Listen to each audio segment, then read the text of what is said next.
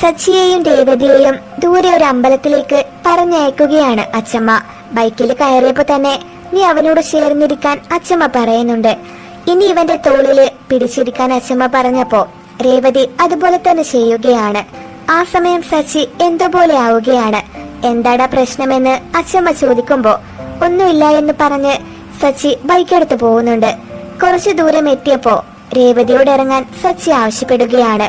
ഇവിടെ അമ്പലമൊന്നും കാണാനില്ലല്ലോ എന്ന് രേവതി ചോദിച്ചപ്പോ ഇനി വയലിലൂടെ നടക്കണം, ബൈക്ക് പോകില്ല, അങ്ങനെ പറഞ്ഞ് സച്ചി ഇറങ്ങി വരികയാണ്.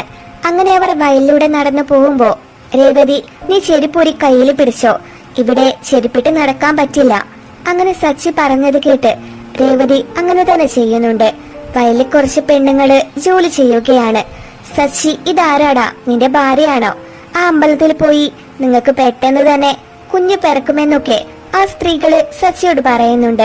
രേവതി ചെളിയിലൂടെ നടക്കാൻ ബുദ്ധിമുട്ടുന്നത് കണ്ട് സച്ചി എന്താ രേവതി നിനക്ക് നടക്കാൻ പറ്റുന്നില്ലേ, നീ നിന്റെ കൈതാ എന്ന് പറഞ്ഞ് രേവതിയുടെ കയ്യിൽ പിടിച്ച് സച്ചി അപ്പുറത്തേക്ക് കടക്കുന്നുണ്ട്. ആ വെള്ളത്തില് നീ കാല് കഴുകിക്കോ എന്ന് പറഞ്ഞ് സച്ചി അമ്പലത്തിലേക്ക് കയറുകയാണ്. നമ്മൾ രണ്ടുപേരും ചേർന്ന് വിളക്ക് കത്തിക്കാനാ അച്ഛമ്മ പറഞ്ഞിരിക്കുന്നത്, നിങ്ങളും കൂടി വാ എന്ന് രേവതി പറഞ്ഞത് കേട്ട് സച്ചി രേവതിയുടെ കയ്യിൽ പിടിക്കുകയാണ്. അങ്ങനെ രേവതിയുടെ കയ്യിൽ പിടിച്ച് സച്ചി അമ്പലത്തിലേക്ക് വിളക്ക് തെളിയിക്കുന്നുണ്ട്. ഇനി കണ്ണടച്ച് പ്രാർത്ഥിക്കാൻ രേവതി പറഞ്ഞപ്പോ സച്ചി കണ്ണടയ്ക്കുകയാണ്.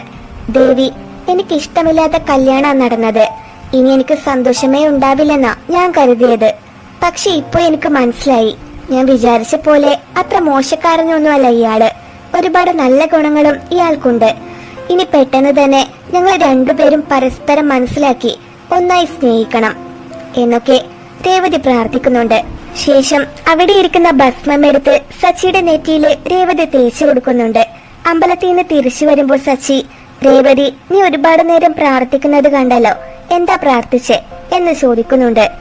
ഞാൻ എല്ലാരും നന്നായിരിക്കണം എന്നാ പ്രാർത്ഥിച്ചേ, അല്ല നിങ്ങൾ എന്താ കണ്ണടച്ച് പ്രാർത്ഥിച്ചത്? അങ്ങനെ രേവതി ചോദിക്കുമ്പോ ഞാൻ അതിനൊന്നും പ്രാർത്ഥിച്ചില്ലല്ലോ, നീ എന്നോട് കണ്ണടയ്ക്കാൻ പറഞ്ഞു, ഞാൻ വെറുതെ കണ്ണടച്ചു നിന്നതാ. അങ്ങനെ സച്ചി അതിന് മറുപടി കൊടുക്കുന്നുണ്ട്. വയലിൽ കുറച്ച് സ്ത്രീകള് ഞാറ് നടുന്നത് കണ്ട രേവതി എനിക്കും അതുപോലെ നടണമെന്ന് പറഞ്ഞപ്പോ അതിനെന്താ നീയും നട്ടോ എന്ന് പറഞ്ഞ് സച്ചി രേവതിയും കൂട്ടി വയലിലേക്ക് പോവുകയാണ്. അവരോടൊപ്പം ചേർന്ന് രേവതി ഞാറ് നടുന്നത് കണ്ട് സച്ചി ചിരിച്ചുകൊണ്ട് നിൽക്കുകയാണ്. നിന്റെ ഭാര്യ നന്നായി ഞാറ് നടുന്നുണ്ടല്ലോ.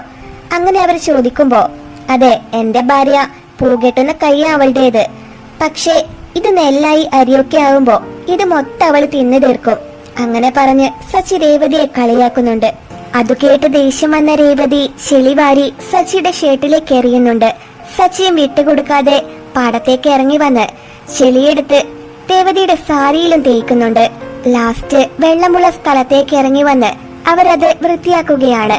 നിങ്ങളുടെ പുറത്തൊക്കെ ചെളിയുണ്ടല്ലോ, അങ്ങനെ പറഞ്ഞ രേവതി അതൊക്കെ മാറ്റിക്കൊടുക്കുന്നുണ്ട്. രേവതി നിന്റെ നെറ്റിയിലും ചെളിയുണ്ട്, അങ്ങനെ പറഞ്ഞ സച്ചി അത് തുടച്ചു കൊടുക്കുകയാണ്. ശേഷം ഒരുപാട് വെള്ളമെടുത്ത് രേവതിയുടെ മുഖത്തേക്കും കണ്ണിലൊക്കെ ആക്കുകയാണ് സച്ചി. എല്ലാം കഴിഞ്ഞ സച്ചി താൻ പഠിച്ച സ്കൂളിലേക്ക് രേവതിയും കൊണ്ട് പോവുകയാണ്. ഇതാ ഞാൻ പഠിച്ച സ്കൂള്, അതാണ് എന്റെ ക്ലാസ്, അവിടെ വെച്ചാ ഫ്രണ്ട്സിനോടൊപ്പം ഞാൻ കള്ളനും പോലീസൊക്കെ കളിച്ചത്. അങ്ങനെ സച്ചി പറയുമ്പോ അതെനിക്ക് മനസ്സിലായി, അതില് നിങ്ങളല്ലേ കള്ളനായത്? അങ്ങനെ രേവതി ചോദിക്കുന്നുണ്ട്. പിന്നീട് സച്ചി കുഞ്ഞുനാളിലെ ഞാൻ ആ മാവിലെ മാങ്ങയാ കഴിച്ചത് എന്ന് പറഞ്ഞപ്പോ എനിക്ക് ആ മാങ്ങ പറിച്ചു തരുമോ എന്ന് ചോദിക്കുകയാണ് രേവതി. ഉടൻ സച്ചി ആ മാവിൽ കയറി രേവതിക്ക് കുറച്ച് മാങ്ങ പറിച്ചു കൊടുക്കുന്നുണ്ട്. മാങ്ങ പറിച്ചത് ആരെങ്കിലും കാണുന്നതിന് മുമ്പ് നമുക്ക് പോകാമെന്ന് പറഞ്ഞ് സച്ചി ബൈക്ക് സ്പീഡിൽ എടുത്തോണ്ട് പോവുകയാണ്. കുറച്ചു കഴിഞ്ഞ് ബൈക്ക് പഞ്ചറാവുന്നു. രണ്ടുപേരും ബൈക്ക് തള്ളി നടക്കുകയാണ്. അങ്ങനെ നടന്നു പോകുമ്പോ ഒരു ബോള് അവർക്ക് നേരെ വരുന്നുണ്ട്. ആ ബോൾ എറിഞ്ഞത് ശ്രുതിയുടെ കുട്ടിയായിരുന്നു. അവരുടെ വീട് അതിനടുത്തുണ്ടെന്ന് കണ്ട് ആ വീട്ടിലേക്ക് കയറി പോവുകയാണ് സച്ചി.